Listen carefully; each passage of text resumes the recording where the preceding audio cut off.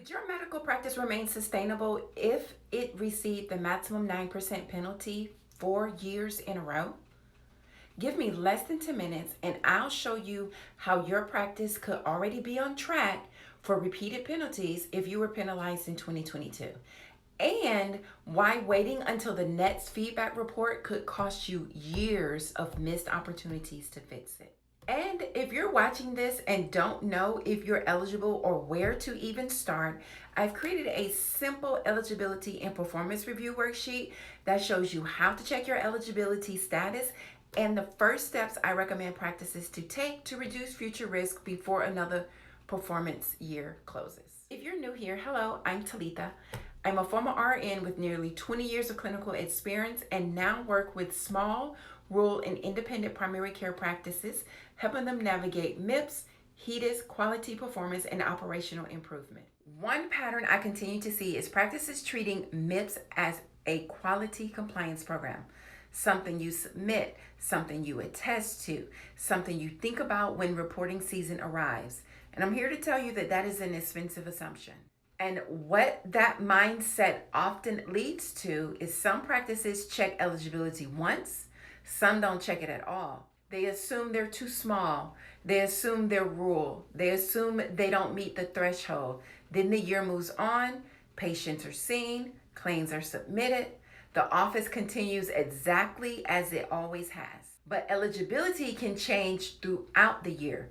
Claims activity can change, patient volume can change, and because MIPS operates on a delay, many practices don't discover there was a problem until years later. By then, the performance year is already closed. The opportunity to influence that outcome is gone. Let's put real numbers to this. Assume your practice generates $500,000 annually in Medicare revenue. A maximum 9% penalty equals $45,000. That's 1 year. You discover your 2023 penalty in 2025. 2024 was already over. So the opportunity for change was gone. 2025 was well underway when you discover, because normally they put it out in June, and you didn't even quite understand why you were penalized in 2023. So you weren't quite sure what changes you needed to make. Now it's 2026. The performance year that determines your 2028 payment adjustment is already underway, and we're still checking eligibility. 4 years of maximum penalties, that's $180,000. Now think about your own practice. How many additional patients would you need to see to replace that revenue? How many staff salaries is that? How many investments in your practice is that? And if your office is still operating the same way it was in 2023 when the first penalty occurred, what makes you believe the outcome will be different? Because from what I've seen, practices don't just magically get better without intentional change. They worsen. There's denials, delays, staff turnover, etc.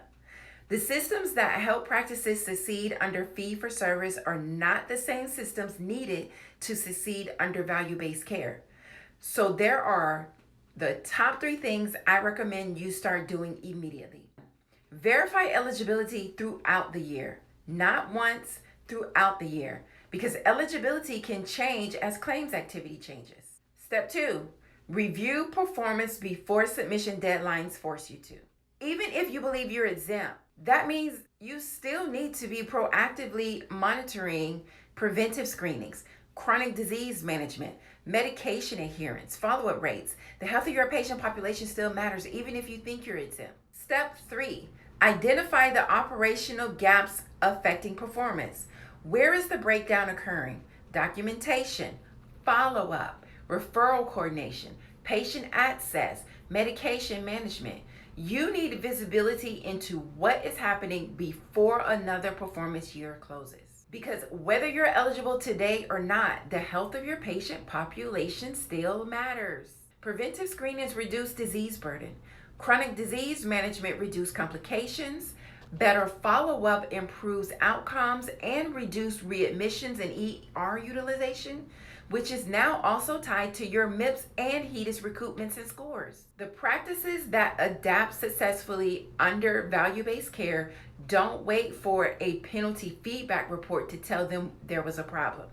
They understand how their office is performing while there is still time to improve it. If you're unsure whether your practice is currently eligible or you simply want a structured place to start, comment eligibility below. I'll send you the eligibility and performance review worksheet along with the first steps I recommend practices take to reduce future risk before another performance year closes.